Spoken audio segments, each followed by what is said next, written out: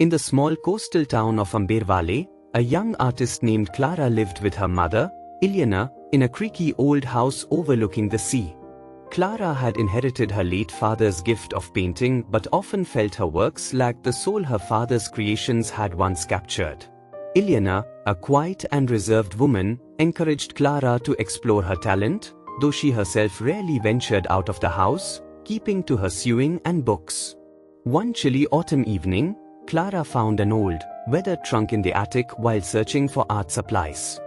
Inside, she uncovered a treasure trove of faded letters, each addressed to Ileana from a man named William. Intrigued, Clara skimmed through a few. William's words were filled with love, longing, and promises of a future that seemed untouched by time. One day, Clara showed her mother one of the paintings. It was of Ileana, standing on the cliffs, a letter clutched to her chest as waves crashed below. Ileana stared at it for a long time, tears silently streaming down her face. "Why didn't you tell me about him?" Clara asked, her voice breaking. Ileana sighed, her frail hands trembling as she held the painting. "Because I couldn't bear the pain. William, he never returned. His ship was lost at sea." "But the letters?" Clara asked, confused.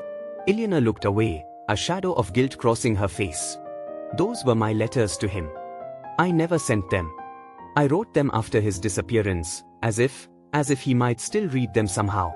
The revelation shattered Clara. The letters, filled with hope and love, were not from William but from her mother, desperately clinging to the past. Determined to honor Ileana's unspoken sorrow, Clara decided to hold an exhibition of her new paintings. The collection, titled Letters to the Sea, was a tribute to love, loss, and longing. On opening night, the entire town gathered in the small gallery.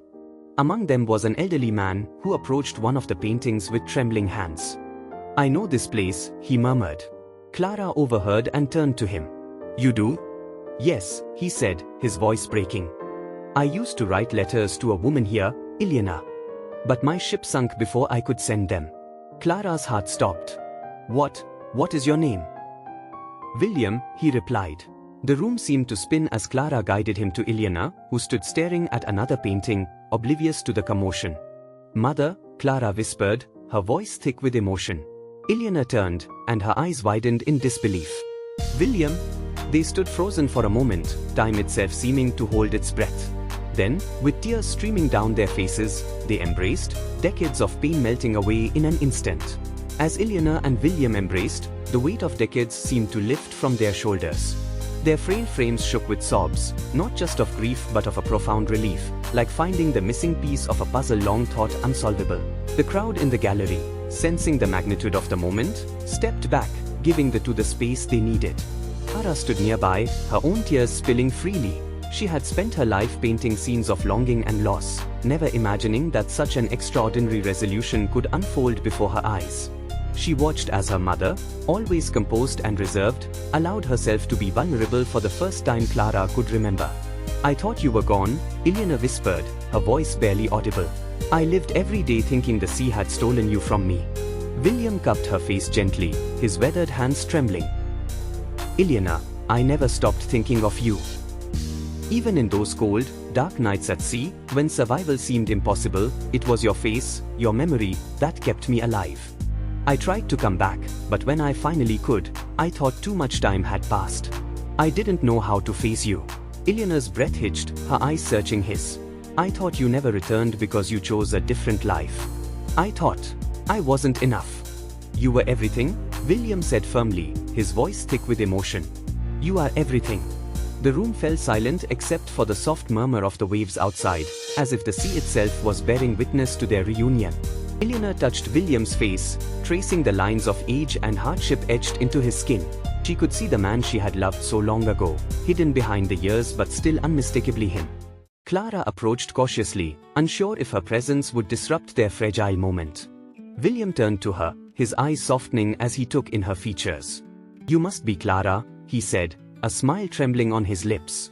"How did you?" she began, but he cut her off. "Your mother wrote about you in her unsent letters.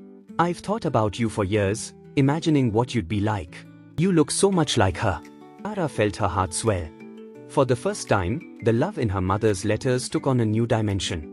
They were not just words penned to a memory. They were bridges between the past and the present, connecting lives separated by time and circumstance. The three of them sat in a quiet corner of the gallery as the guests milled about, admiring Clara's paintings. Ileana and William began to share their stories, filling in the gaps of a life they had lived apart. The exhibition became a celebration of art and a love that had defied even the cruelest twists of fate.